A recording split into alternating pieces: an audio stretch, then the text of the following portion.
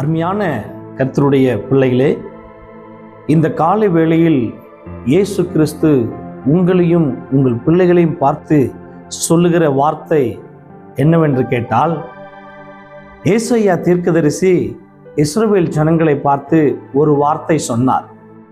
இந்த பூமியில் இருக்கிற நன்மையெல்லாம் நீங்கள் புசிக்க வேண்டுமா? இந்த பூமியில் இருக்கிற நன்மையெல்லாம் நீங்கள் சுதந்திரிக்க வேண்டுமா?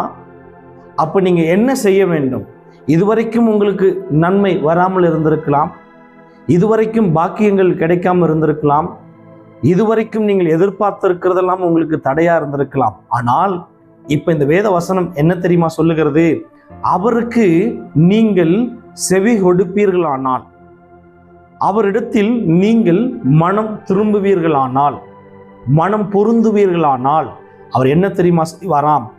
நிச்சயமாய் இந்த வேத வசனத்தின் பிரகாரம் இந்த காலை வேளையில உங்களுக்கு கர்த்தர் ஒரு அற்புதத்தை செய்ய போறாராம். இந்த வேத வசனத்தை கேட்டு உங்களுடைய இருதயத்தை மாற்றிக்கொள்ளுங்கள், உங்களை நீங்கள் மாற்றிக்கொள்ளுங்கள்.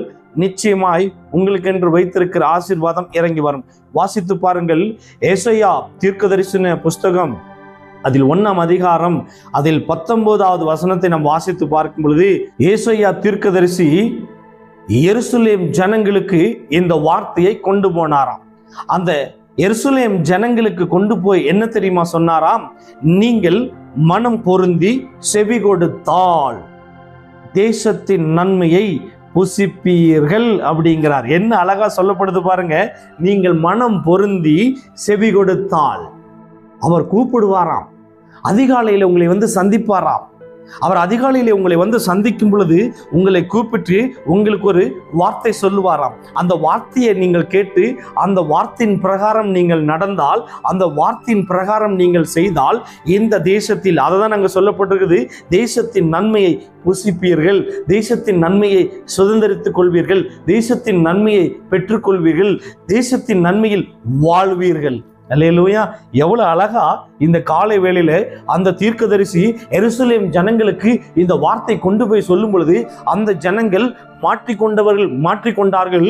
கர்த்தர் அற்புதத்தை செய்தார். அல்லேலூயா!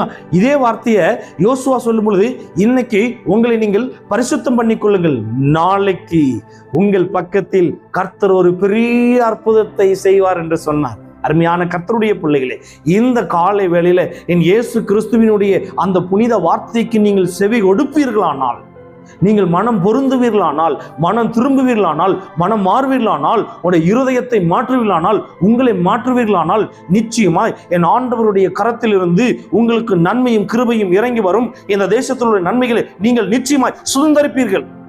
இல்லையா? அதுல எந்த மாற்றமும் கிடையாது. சொல்லுகிறவர் சர்வ வல்லமை உள்ள தெய்வம். அதைதான் அவர் அழகாய் சொன்னார் பாருங்க. என் தேவனுடைய வார்த்தைக்கு செவி கொடுங்கம்மா.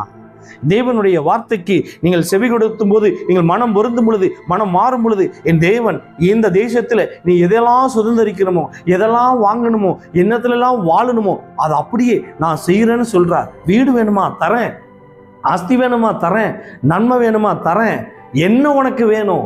ஆனா ஒண்ணு, என் தேவனுடைய வார்த்தைக்கு நீங்கள் செவி கொடுக்க வேண்டுமா? தெய்வத்தினுடைய வார்த்தைக்கு செவி கொடுத்த ஒவ்வொரு மனுஷனுக்கும் இந்த வேதத்தில் தெய்வம் ஒரு பெரிய அற்புதத்தை செய்தாராம். நீங்க கூப்பிட்டா அவர் செவி கொடுப்பாராம், அவர் கூப்பிட்டா நீங்க செவி கொடுக்கணுமா? ஆண்டவரே எனக்கு இந்த அற்புதத்தை செய்யுங்க, இந்த அடையாளத்தை செய்யுங்கன்னு நீங்க வாயை திறந்து கேட்கும் பொழுது அவர் உங்களுக்கு எப்படி செவி கொடுக்கிறாரோ, அவர் கூப்பிடும் பொழுது நீங்களும் அவருக்கு செவி கொடுத்து பாருங்களேன். ஆண்டவரே எனக்கு இந்த ஆசீர்வாதத்தை கொடுங்க, ஆண்டவரே எனக்கு இந்த நன்மையை கொடுங்க, ஆண்டவரே என்ன வழி நடத்துங்கன்னு கேட்டா மட்டும் பத்தாது.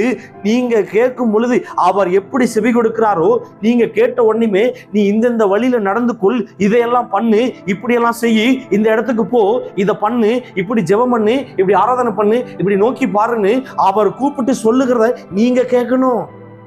நீங்க கேட்கும் பொழுதுதான் நீங்க கேட்ட அத்தனை விண்ணப்பத்தையும் அவர் உங்களுக்கு திருப்பி சொல்லுகிறதுக்கு உங்களுடைய ஆவிக்குரிய செவி திறக்கப்பட வேண்டும். இதுல சொல்லப்பட்டது என்ன வார்த்தை? நீங்கள் மனம் பொருந்தி செவி கொடுங்கள். அவர் இந்த செவியை சொல்லல, உங்களுடைய ஆவிக்குரிய செவியை சொல்லுகிறார். உங்களுடைய ஆவிக்குரிய செவிகள் திறக்கப்படும் பொழுது இந்த தேசத்தில் உள்ள நன்மைகளை நிச்சயமாய் நீங்களும் உங்கள் பிள்ளைகளும் உங்கள் குடும்பமும் சுதந்தரித்துக் கொள்வீர்கள்.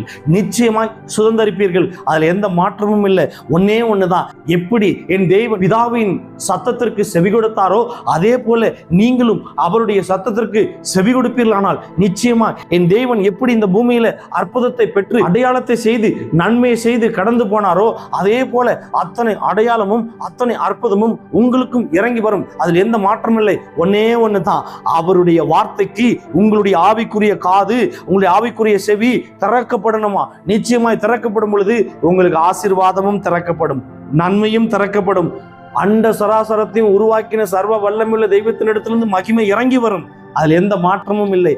ஆவிக்குரிய செவி உங்களுக்கு திறக்கப்படுமானால், உண்மையா நான் சொல்றேன், இந்த வேத வசனத்தை வைத்துக் கொண்டு சொல்றேன், என் தெய்வத்தை சுமந்து கொண்டு சொல்றேன், நீங்கள் அதிகமாய் தெய்வத்தினிடத்தில் உட்கார்வீர்களானால் நிச்சயமாய் இந்த பூமியில் இருக்கிற அத்தனை ஆசீர்வாதத்தையும் என் தெய்வம் உங்களுக்கு திறப்பார். உங்களுடைய ஆவிக்குரிய காதுகள் திறக்கப்படுமானால் ஆசீர்வாதமும் திறக்கப்படுகிறது. அதிக நிச்சயம், அதிக உண்மை. அதுல எந்த மாற்றமும் இல்லை. காரணம் என்ன தெரியுமா?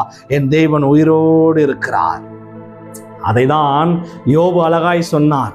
என் தெய்வம் உயிரோடு இருக்கிறார், அவர் கடைசி நாளில் இந்த பூமியின் மேல் வந்து நிற்பார் என்பதை அறிந்து வைத்திருக்கிறேன். இயேசு உயிரோடு இருக்கிறார் என்று சொன்னார். அருமையான கர்த்தருடைய பிள்ளைகளே, அந்த உயிருள்ள தெய்வத்தை நீங்கள் நோக்கி பார்க்கும் பொழுது நிச்சயமாய் உங்களுக்குரிய ஆசீர்வாதங்கள் திறக்கப்படும், உங்களுக்குரிய நன்மைகளும் திறக்கப்படும். ஒன்னே ஒண்ணுதான், உங்க ஆவிக்குரிய காதை திறங்கள். ஏசாயா தீர்க்கதரிசி எருசலேமுக்கு நேராய் இந்த வார்த்தை கொண்டு போனாரோ, இந்த காலை வேளையில உங்களுக்கு நேராய் இந்த வார்த்தை கடந்து வருகிறது. இந்த வார்த்தையின் பிரகாரம் நீங்கள் நடந்து கொள்ளுங்கள். நிச்சயமாய் உங்களுடைய வாழ்க்கையில கர்த்தர் பெரிய அற்புதத்தை செய்வாராக. ஆமென். அன்பின் பரிசுத்த பரலோக நல்ல ஜெயபலமானவரே, உம்முடைய கிருபைக்காக தயவுக்காக நன்றி செலுத்துறப்பா. இந்த காலை வேளையில உம்முடைய பிள்ளைகளோடு பேசுன இந்த வேத வசனத்துக்காக நன்றி செலுத்துறேன். இந்த வேத வசனத்தின் பிரகாரம் உம்முடைய பிள்ளைகள் நடந்து கொள்ளட்டும். இந்த வேத வசனத்தின் பிரகாரம் உம்முடைய பிள்ளைகளுக்கு இந்த தேசத்தில் இந்த பூமியில் உள்ள நன்மைகள் சுதந்திரிக்கத்தக்கதாக உம்முடைய ஆவிக்குரிய காதுகள் உம்முடைய பிள்ளைகளுக்கு திறக்கும்படியாக நான் ஜெபிக்கிறேன். வேத வசனத்தின் பிரகாரம் உங்க பிள்ளைகளை வழி நடத்த போற உடைய கிருபைக்காக நன்றி செலுத்துறேன். உடைய பிள்ளைகளை ஆசீர்வதிங்கப்பா, கிருபையில மறைங்கப்பா, பெரிய காரியத்தை செய்யுங்கப்பா. இயேசு கிறிஸ்துவின் அதிகாரம் நிறைந்த இரக்கம் நிறைந்த புண்ணிய நாமத்தில் ஜெபிக்கிறேன். ஜெபம் கேளுங்கள் நல்ல பிதாவே. ஆமென். God bless you. கர்த்தர் இந்த வேத வசனத்தின் பிரகாரம் நன்மையை அனுப்புவாராக.